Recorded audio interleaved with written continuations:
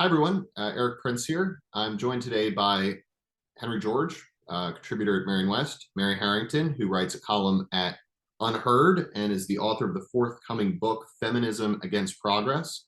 So thank you both for joining me. As some people might recall, Mary and I recorded a similar conversation back in 2021.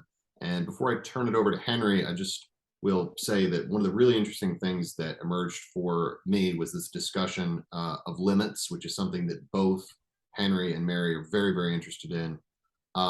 So maybe just as a jumping off point, Mary, if you just want to say a little bit about this idea of limits for people who aren't quite as familiar, and then I'll kind of turn it over to Henry to go with his sort of prepared questions.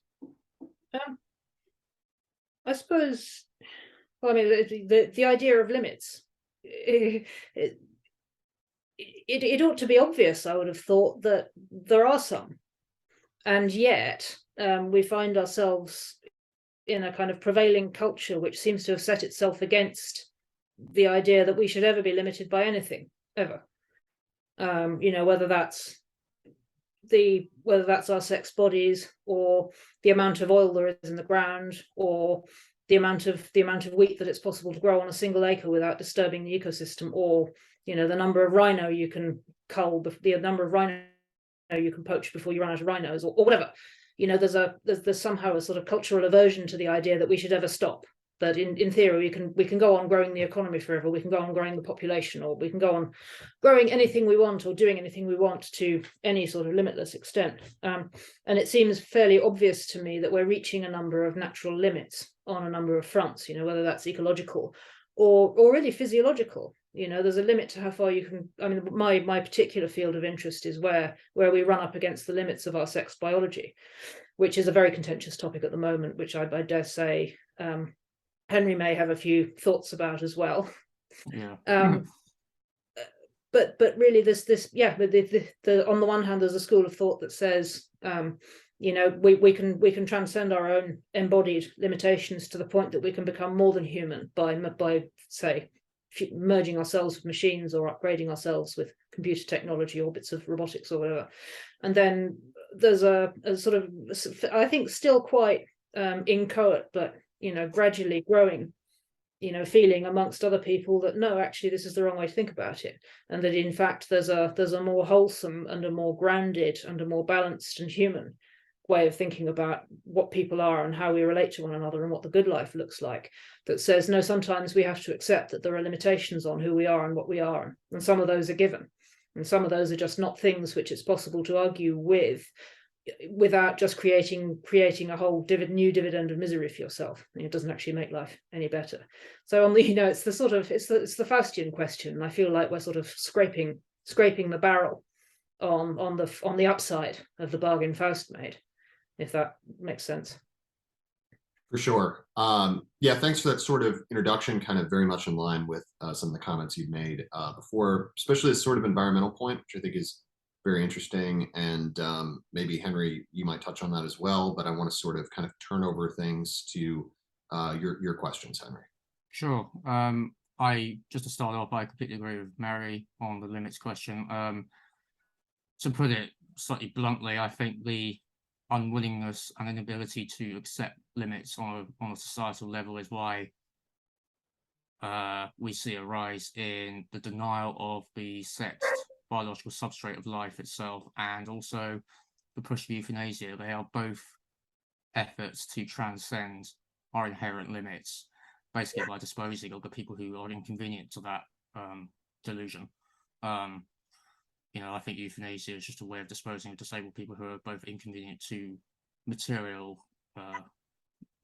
causes and as a reminder of the limited nature of our being. So with that in mind, on the question of limits and progress and the feminist position on both, Mary, I'd just like to ask, first of all, what is feminism in your eyes, and why are you such a horrible reactionary feminist? I mean, this is kind of my thinking on this is the very, very, very lengthy upshot of spending a good 10 years, I think, trying to answer the question, is it possible to be a feminist if you don't believe in progress? Yeah. which sent me down a very extended rabbit hole. What exactly, when we talk about progress, what in fact are we talking about? And the very short version of that very long story is, I came to the conclusion that feminism, as we understand it, it charts women's specific cultural, social, and political responses to the transformations brought about by the industrial era, which is to say, the Faustian bargain. And I mean, I won't expand on that. I've expanded on that at length in the book, and in a number of other previous pieces of writing. But it includes everything from our women's legal personhood, how we relate, how we form families, how we live in families, even how we care for our children, and even how we come to have children in the first place, increasingly now. And my argument is that although feminism as we understand it charts that ongoing negotiation throughout the industrial era, but that we have now left the industrial era, and in fact we've been in the cyborg era for about 50 years, and the hinge point, the two transhumanist technologies which tipped us from the industrial to the cyborg era, were on the cognitive level the digital revolution, and on the embodied level the contraceptive revolution. And then it's the convergence of these two technologies which triggered the cyborg era. And further to that, my argument is that in the context of the cyborg era, all of the priors which the legacy beliefs that we've brought with us from the industrial era about what women's interests look like and what that actually means no longer apply, and in fact a lot of them are inverted. So whereas the industrial era spent a great deal of prioritized freedom and the individual, in a series of technological, all the way through, underwritten by technology. So in a sense, we're liberated from our givens, from our limits, from our embedded social situations, almost invariably through the application of technology. Or in some cases through the application of legal, political, economic innovations. So, for example, it's substituting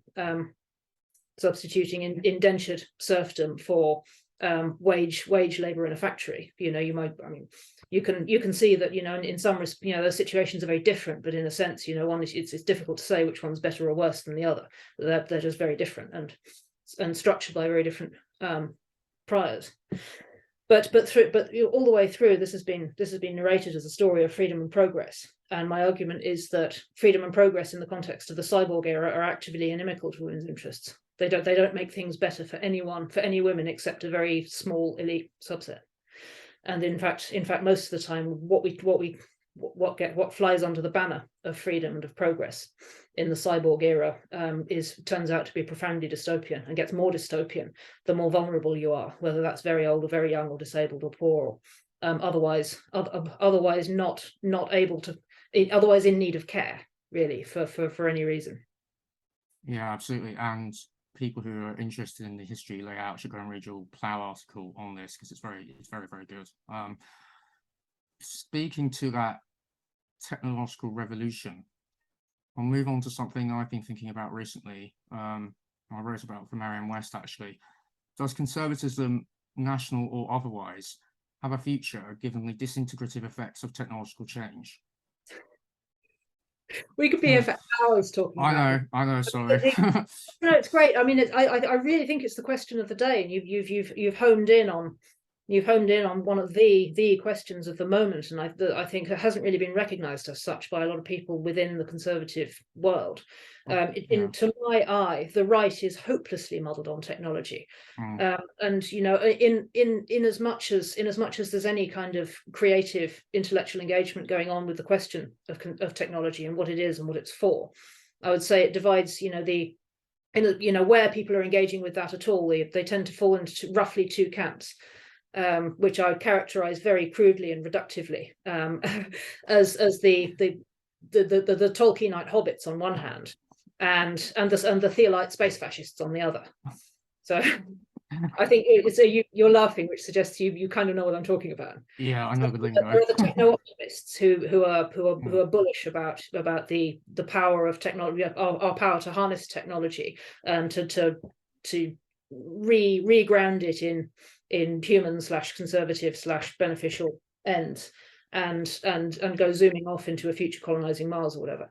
So that those guys on the one hand, and then there's a strongly anti-technology strain on the other hand. You might find a few traditional Catholics on that side, and people who would like us to go back to the land, people who read a lot of Tolkien, or who say things, who talk about distributism and Chesterton's fence. So your Tolkienite hobbits and your space fascists, and there's very little common ground between them, and it's not clear at all to me which direction we're going to go in on that front. What is clear to me, though, is that conservatism as such is probably also doomed, in as much as it's a feature of the industrial era, every bit as much as feminism. And I mean, it's been, I forget which cleverer than me person it was who called it liberalism driving the speed limit, but I think there's Michael Malice. Yeah, that sounds right. Yeah. Yeah. And if it's liberalism driving the speed limit, then it's the ideology of modernity, but that would just like to not smash everything quite so quickly. Yeah. And if we're in a situation where really there's nothing left to conserve, then there's a very serious, because technology has just milled it all and turned it all into the standing reserve.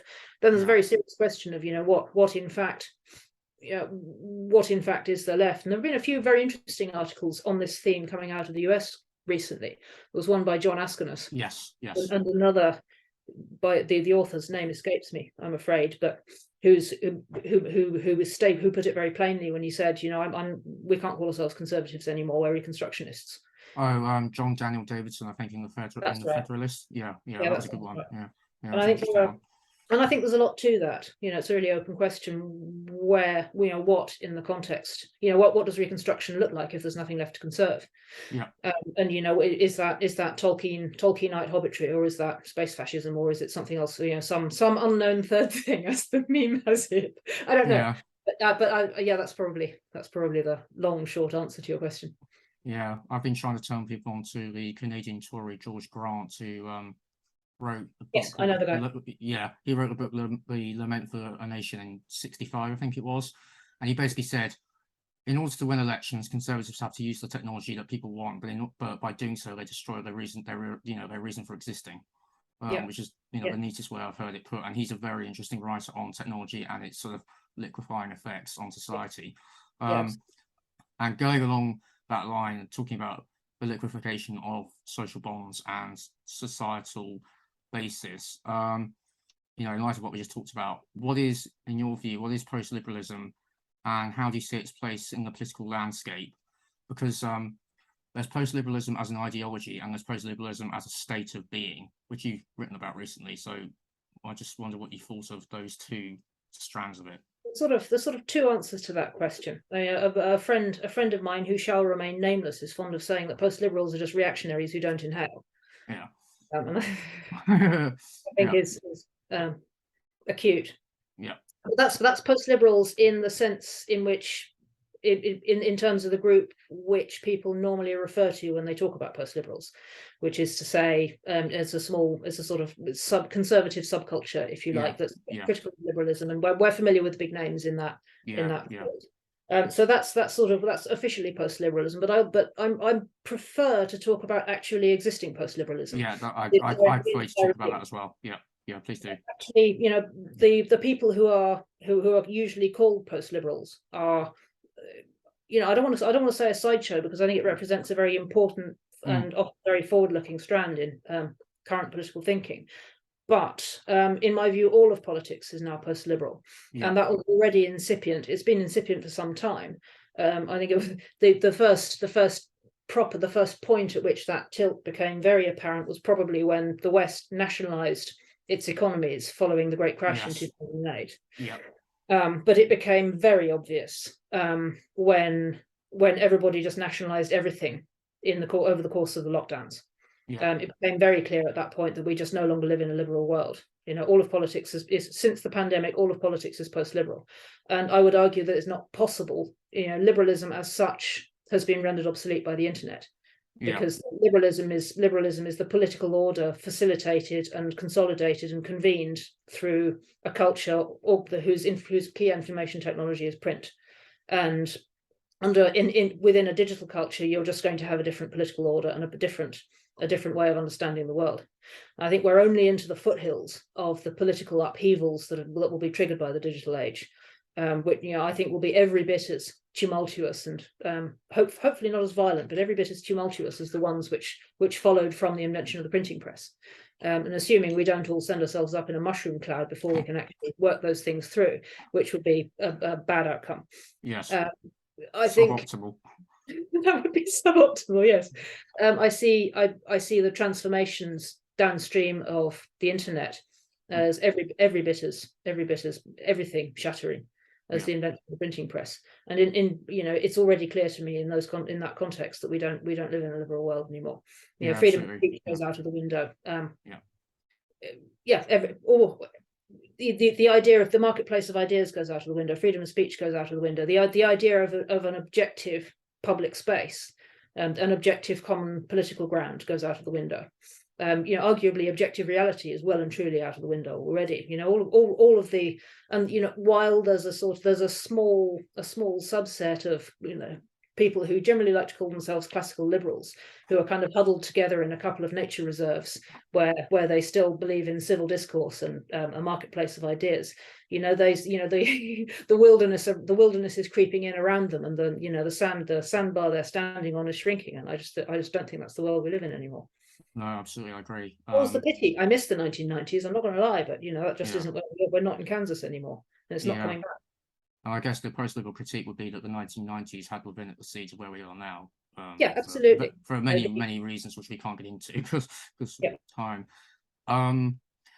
So, following on from this post-liberal question, so if one has a conservative temperament like myself or many others, but conservatism is no longer viable, is post-liberalism the only way to give voice to this sort of disposition, for want of a better word? Do you mean in the sense of reactionaries that don't inhale, or in the sense of actually existing post-liberalism, just to be clear? I think for the conservative disposition in the post-liberal world we live in is what I'm trying to get at. If there's nothing to conserve, then how do you give voice to? I think we have to build. I don't think there's anywhere around it. Absolutely, and that doesn't have to mean for founding new states. That can just mean creating islands of stability in your personal life. Not everybody has to think big. Some people just need to think consistent. Just showing up every day in, day out, for the people that you care about counts as building, in my view. And it's very much a central feature of my work that the micro, domestic, interpersonal, relational level is no less important and no less socially valuable than the grand level of kings and emperors and so on. I'm very much of the view that what we do in our personal lives matters every bit as much. So we have to build. We have to show up for each other.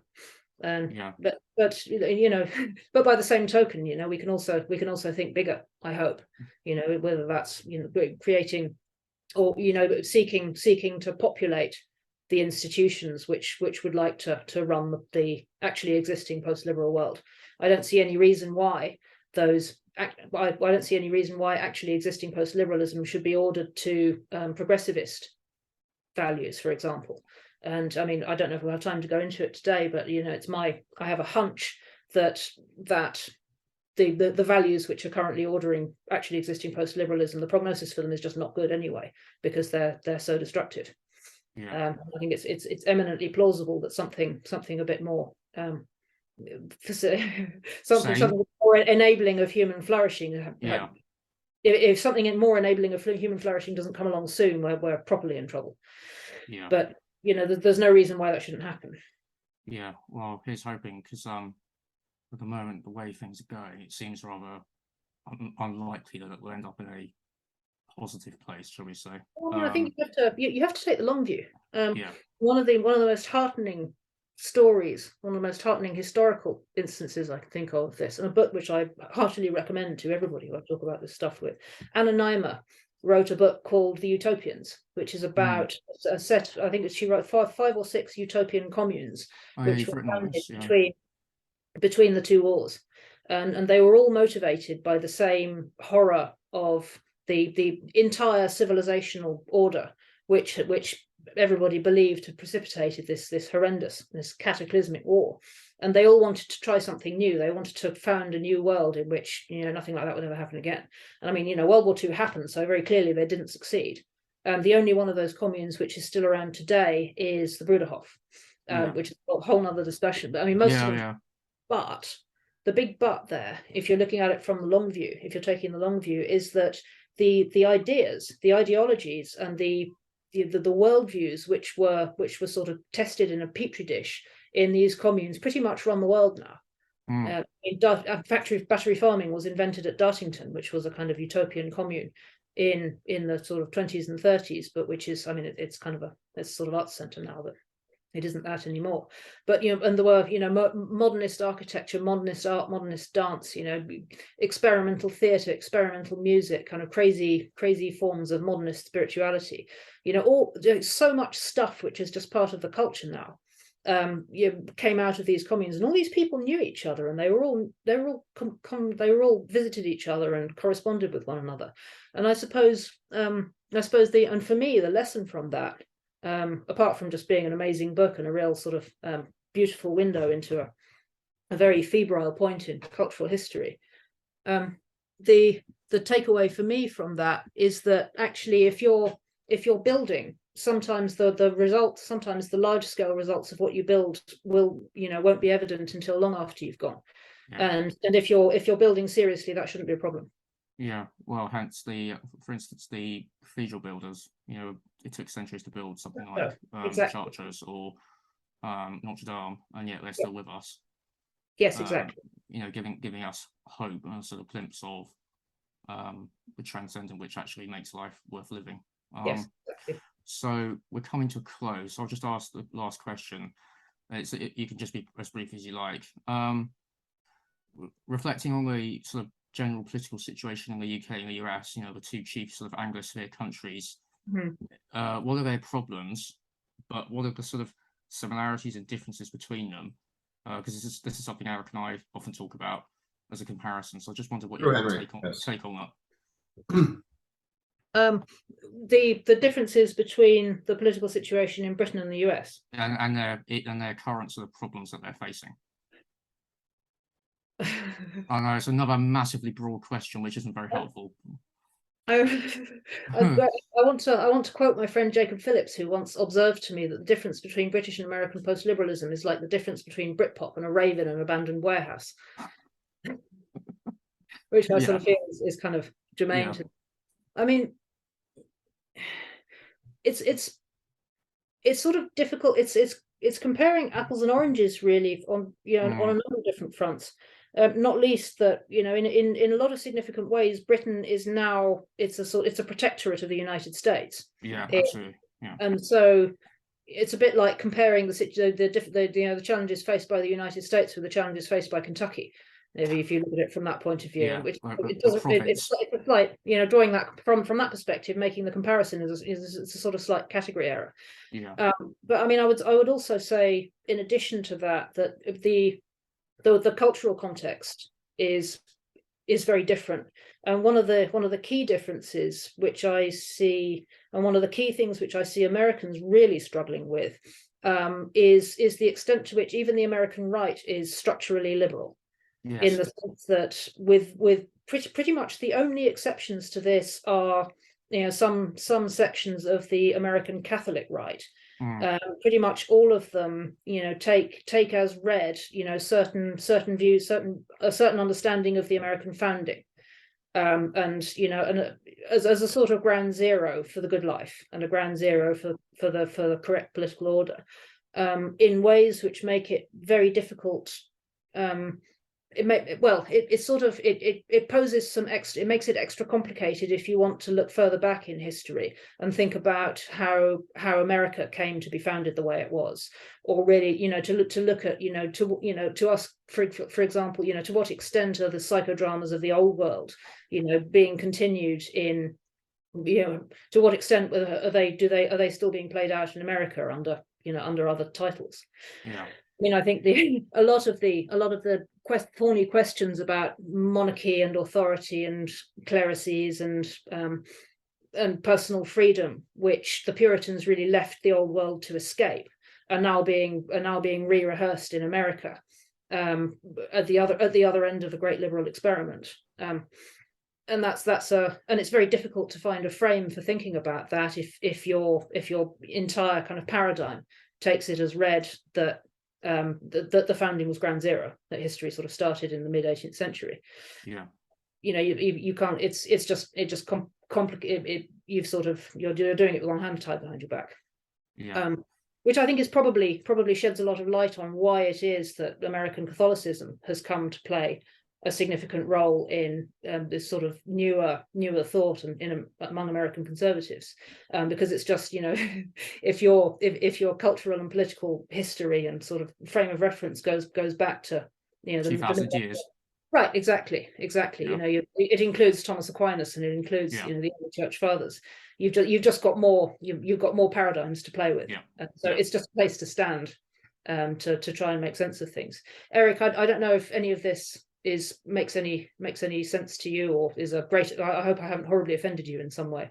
Well, not at all, Mary, because Henry and I talk about these things all the time. And I think that's a really interesting answer regarding the parallel to Kentucky, because as I was just saying to Henry, at least in a lot of the circles that I run in, there isn't that much engagement within the United States of the United States as a relative proposition. I just had an article about this in the Hill the other day where I actually quoted Henry. And there just isn't that much engagement with it because, the comparison is what is New York doing versus Florida doing? And there's just not that much stepping out. So that's one of the things that's been so interesting and this came up a little bit when Henry and I did a discussion just like this with Urim Mazzoni, and they're bringing in Israel, and now we're bringing in Britain. And I just think it's interesting to kind of see it as that relative sort of proposition.